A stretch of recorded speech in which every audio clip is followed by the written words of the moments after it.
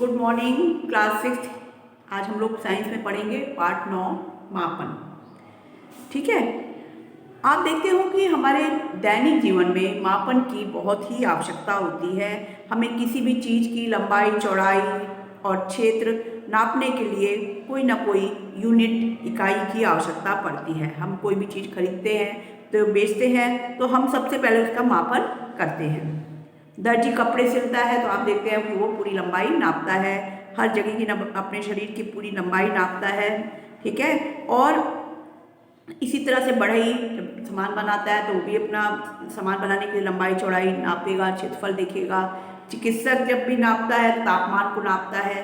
ठीक है, और प्रबंधक जो है विद्यालय का, वो अपने किस समय स्कूल खुलेगा, किस समय बंद होगा, तो वो जो है समय मापता है। तो इस तरह से हमारे दैनिक जीवन में कहीं ना कहीं मापन की बहुत ही महत्वपूर्ण भूमिका होती है।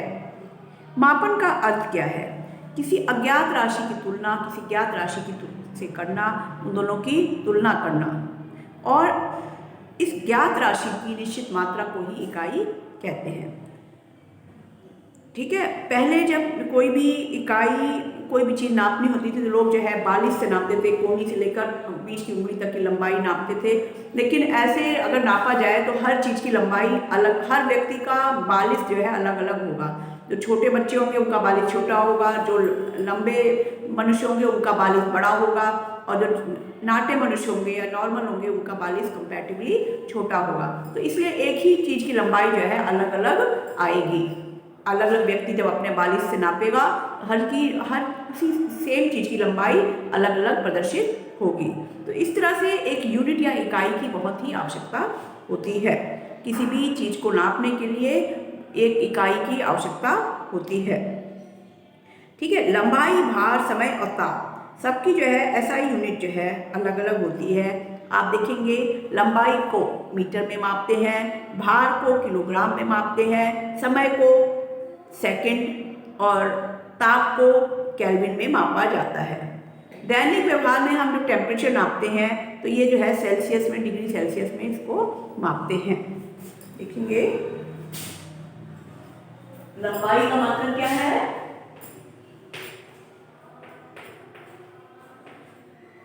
मीटर। इसको जो है स्मॉल लेटर में लिखा जाता है। ठीक है, हमेशा जो है यूनिट को स्मॉल लेटर में लिखा जाता है। ऐसे ही जो है भार, इसको कितना नापते हैं? किलोग्राम। इसको लिखा जाता है ऐसे केजी, डॉट भी नहीं लगाया जाता है।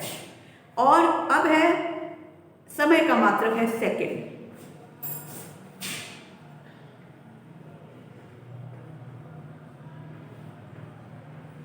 सेकंड। ताप, ताप का मात्रक है केल्विन, और इसे के से प्रदर्शित करते हैं। लेकिन व्यवहारिक जीवन में डिग्री सेल्सियस में तापमान को बताया जाता है। अब देखिए, मान लीजिए कोई एक तार है, तार को सबने नापा, सबने अपने अपने बालिश से नापा, तो तार की लंबाई हर एक व्यक्ति ने अलग अलग बताया।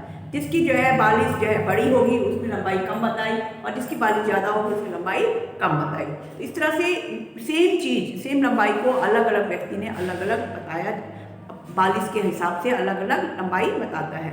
इसीलिए मात्रक की बहुत ही आवश्यकता होती है। मैंने बताया कि SIU, इसको SI मात्रक भी कहा जाता है। इसका फुल फॉर्म है द सिस्टम इंटरनेशनल यूनिट्स। क्या क्या फुल फॉर्म है? द सिस्टम इंटरनेशनल यूनिट्स है। और लंबाई का मात्रक मीटर, द्रव्यमान का किलोग्राम, और समय का मात्रक सेकंड है। और इसको जो है इंटरनेशनली सभी वैज्ञानिक ने इसी को स्वीकार किया है, मीटर, किलोग्राम एंड सेकंड। इसको MKS भी कहा जाता है, MKS, मीटर, किलोग्राम और सेकंड।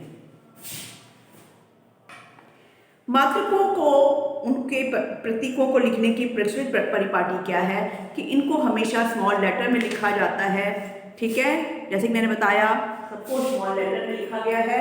और इनके बाद वैज्ञानिकों के नाम पर रखे गए मात्रकों को हमेशा कैपिटल लेटर में लिखा जाता है, जैसे केल्विन का मात्रक के है। इसी तरह से डिग्री सेल्सियस में सी कैपिटल से लिखा जाता है।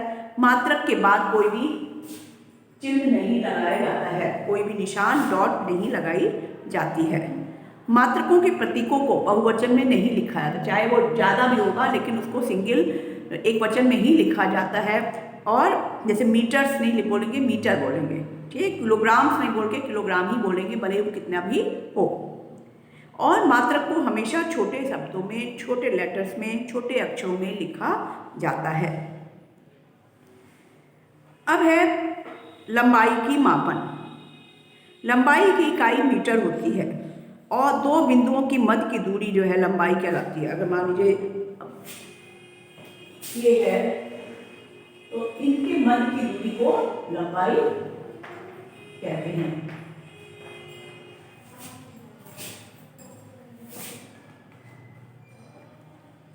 इसके लिए जब आप देखते हो कपड़ा जब लेने जाते हो तो मीटर स्केल होता है और मीटर से जो है दुकानदार नाप कर देता है। और किसी वृक्ष के तने का घेरा मापने के लिए तथा सीने की माप नापने के लिए फीते का प्रयोग करते हैं। कम लंबाई नापने के लिए, अपनी पेंसिल की लंबाई मापने के लिए मीटर स्केल या ज्यामिति बॉक्स के स्केल का उपयोग करते हैं। तो या तो मीटर स्केल होता है, या तो हमारे ज्योमेट्री बॉक्स में स्केल होता है, उससे हम मापते हैं। मापन करते वक्त हमें सावधानी बरतनी चाहिए, वरना जो हम मापेंगे वो शुद्ध नहीं होगा। लंबाई मापते वक्त हमें कुछ सावधानियां रखनी चाहिए। मीटर स्केल को वस्तु से सटाकर उसकी लंबाई के समांतर रखना चाहिए। जिसकी लंबाई नापनी है, जैसे मान लीजिए इसकी लंबाई नापनी है तो मीटर स्केल को इसके समांतर वस्तु से लगाकर ही रखना चाहिए। और मीटर स्केल ये वस्तु को भी सीधे रखना चाहिए। कभी कभी स्केल के टूटे सिरे जो है टूटे हुए होते हैं, बार बार उपयोग के कारण स्केल के किनारे घिस जाते हैं, ठीक है। स्केल में शून्य का चिन्ह साफ साफ नहीं दिखाई देता है। ऐसी स्थिति में शून्य के चिन्ह का उपयोग न करके सुविधा के लिए आगे वाले चिन्ह से जो है नापा जाता है और उसी हिसाब से उसकी लंबाई बताई जाती है।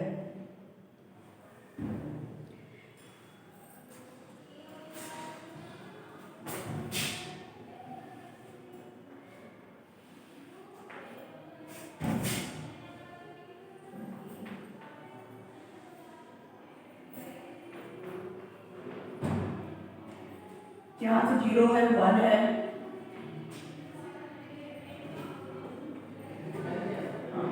यहाँ 2 है,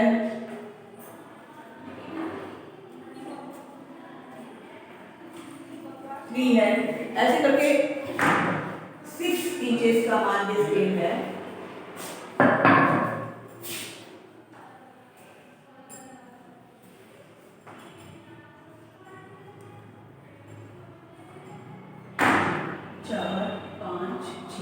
इसमें बना लिया ऐसा हाफ और 1 2 3 4 5।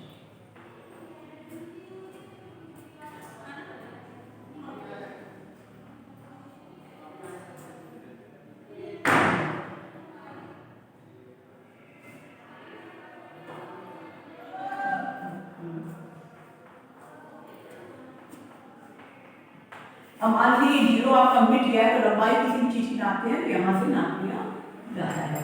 और मान लीजिए वो 6 आया तो 6 में 1 6 आया तो 6 में आप 1 को माइनस कर देंगे तो उसकी लंबाई कितनी होगी 5 सेंटीमीटर, ठीक है। सही माप के लिए हमारी आँख की स्थिति भी ठीक होनी चाहिए, ठीक है। यदि आँख जो है आपकी सही स्थिति में नहीं है तो लंबाई भी आपकी जो है गड़बड़ होगी। अगर जैसे 7.9 है तो आपको कभी 8.1 दिखाई देगी, ठीक है। तो हमको अपनी आँख को भी सही स्थिति में रखना चाहिए जिससे कि हमें सही माप कर सकें, ठीक है। लंबाई मापने के लिए हम जिन उपकरणों का प्रयोग करते हैं वे हैं मापक उपकरण द्वारा चयन मापी जाने वाली वस्तुओं के आकार व प्रकार पर निर्भर करती है। उदाहरण के लिए छोटी लंबाई नापने के लिए हम सेंटीमीटर और मिलीमीटर वाले मापक उपकरण की आवश्यकता होती है। इसी प्रकार फीते का प्रयोग गोलाकार टंकी या व्यक्ति की छाती के माप के लिए कर सकते हैं। पोस्टकार्ड की लंबाई का मापन करने के लिए हमें जो है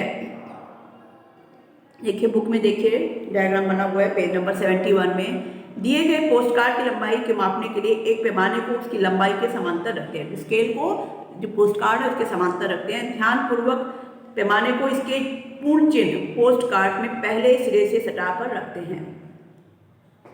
अब पैमाने से पोस्ट कार्ड के अंतिम सिरे के चिन्ह को, अंतिम सिरा जहां पर होता है वहां नोट कर लेते हैं। माना कि 9 सेंटीमीटर है तो पोस्ट कार्ड की लंबाई कितनी हुई? 8 सेंटीमीटर हुई। मापन पैमाना का प्रयोग करते समय हमें क्या क्या सावधानी बरतनी चाहिए?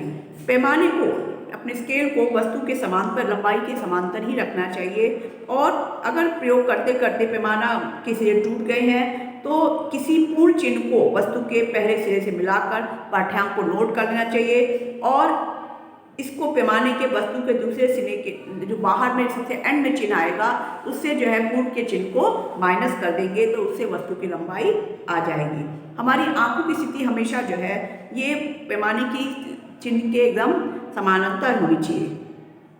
और हमें कोई माप नापनी है तो हम 3 पाठ्यांक लेंगे, 3 रीडिंग लेंगे और तीनों का एवरेज निकाल कर वही वस्तु की लंबाई होगी। अब देखेंगे वस्तु के क्षेत्रफल से क्या समझते हैं। किसी वस्तु का क्षेत्रफल होता है लंबाई गुणे चौड़ाई, और लंबाई का मात्रक है मीटर, चौड़ाई का मात्रक है मीटर, तो दोनों का मीटर मीटर मिला के हो जाएगा मीटर स्क्वायर। मान लीजिए कि आयत का क्षेत्रफल है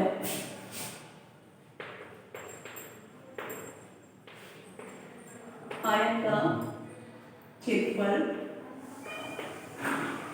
इक्वल टू लंबाई गुणे चौड़ाई, मतलब मीटर गुणे मीटर। और जब ये दोनों जुड़ेंगे तो ये मीटर स्क्वायर या कहेंगे 1 मीटर। ठीक है।